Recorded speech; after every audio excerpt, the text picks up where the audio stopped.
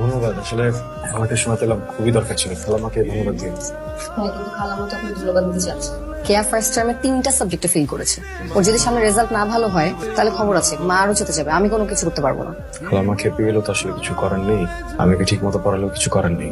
সমস্যাটা হচ্ছে পাগনা। পাগনা কথা বলে, কোন দুলালকে যেন বিয়ে করতে চায়। আবার বলে she wants to be treated like a princess. কেন বলছে? আপু বলেছে আমি আপুর থেকে অনেক সুন্দর। তুমি কেন ওকে এই ধরনের মিথ্যা আশ্বাস? এটা তো একটা মিথ্যা কথা। সত্যটা ওকে বললেই তো ওর ভুল ধারণা ভাঙবে, ঠিক মতো পরে মনোনিবেশ করতে পারবে। তুমি বেশি সুন্দর, তো তোমার তুলনায় কম সুন্দর, এটাকে বুঝতে দাও।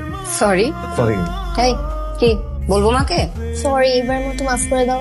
আর বাই দ্য ওয়ে, যে খামটা বাসায় একটু সাবধানে সুন্দর করে খুলবেন। দামি তো, নেক্সট মান্থে আবার নিয়ে আসতে হবে। এটাকে স্যালারিটা আবার দিতে হবে। আচ্ছা স্যার, আপনি প্রতিদিন একই শার্ট পরে আসেন কেন বলেন তো? চেক পছন্দ হলো। হুম প্রিন্ট 14টা একই রকম দেখতে নিয়ে ফেলেছি, সময় বাঁচি। বুঝলাম। ঠিক আছে, ক্যারি নিন। কবির, হ্যাঁ আমার সর্বনাশ হয়ে গেছে দোস্ত। হ্যাঁ, সর্বনাশ হয়ে গেছে ভালো কথা, কিন্তু এরকম বাংলা সিনেমার ডায়লগের মতো করতেছিস কেন? কি হয়েছে তোর? ছাত্রীটা আছে না, কেয়া? হ্যাঁ, কেয়ার ওই বড় একটা বোন আছে, বেতনের খাম দিছে। হ্যাঁ, খামের ভিতরে টাকা আর ওই যে খাম আর টাকার মাঝখানে একটা প্রেমপত্র ঢুকাই দিছে ভাই। আমি প্রেমপত্র দিছে শিক্ষককে, মানে ছোট বোনের শিক্ষককে প্রেমপত্র ধরে দিছে ভাই। এইরকম সুইট সর্বনাশ হচ্ছে তোর? গাবড়ায় গুবড়ায় গামায় গুমায় কি অবস্থা তোর? কি রে, এইরকম একটা সর্বনাশের লেগা গত 3 বছর বিভিন্ন জায়গায় ঘুরতেছি, সর্বনাশটা আমার হয় না কেন? কে রে, তোর স্যার আসে না কেন? জানি না, অসুস্থ নাকি? হতেও পারে। কেন, কিছু জানায়নি? না, ওই আমার স্যার আসতেছে না, তুমি এত চিন্তিত কেন? পরীক্ষা যে বারবার ফেল করিস তো জিজ্ঞেস করবো না স্যার কেন আসতেছে না? স্যার না আসলে পড়াশোনা কিভাবে করবি? আমি তো পড়তেছি, আর ফেল না তোমার জন্য করি, তুমি এসব আজই ব্যাপারে দাও। দাঁড়া, মাকে বলতেছি। ওহ স্যার, আপনি কেমন আছেন স্যার? শরীর ভালো আপনার? এতদিন আসেননি কেন?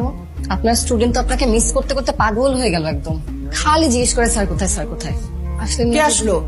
ও জাহিদ, তুমি কি ব্যাপার বাবা, তুমি কদিন ধরে আসতেছো না? সাথে একটু কথা বলা যাবে? হ্যাঁ হ্যাঁ বাবা, আসো আসো আসো, বসো। কথাটা আমার সাথে বলা কথা, মায়ের সাথে কি? কি বললা? বড় সমস্যা? কি বড় সমস্যা বলো তো? খালামা, আমি বাসা পাল্টে ফেলেছি, মিরপুরে শিফট হচ্ছি। তো তাতে কি হয়েছে? আমি ভাবছিলাম যে আমি কে পড়াবো না। মানে ঢাকা শহরের ট্রাফিকের অবস্থা তো আপনি জানেন, দেখা যাবে প্রত্যেকদিন অনেক দেরি হয়ে যাবে আসতে। হ্যালো, কে বলছেন? হ্যালো, আসসালামু আলাইকুম, আমি শাহিন বলছি। আপনি আমার নাম্বার কোথায় পেলেন? তুমি কল করেছিলে একবার, আমি পড়াতে যাইনি, তখন সেভ করে রেখেছিলাম নাম্বারটা। সেভ করেছেন? এক কাজ করেন, ডিলিট করে দেন। আপনার তো আমার নাম্বার দরকার নেই, আমারও আপনার নাম্বার দরকার নেই, তাই আমিও ডিলিট করে দিয়েছি। হ্যালো হ্যালো হ্যালো, হ্যাঁ বলেন, শুনছি। তোমার সাথে দেখা করতে চাই।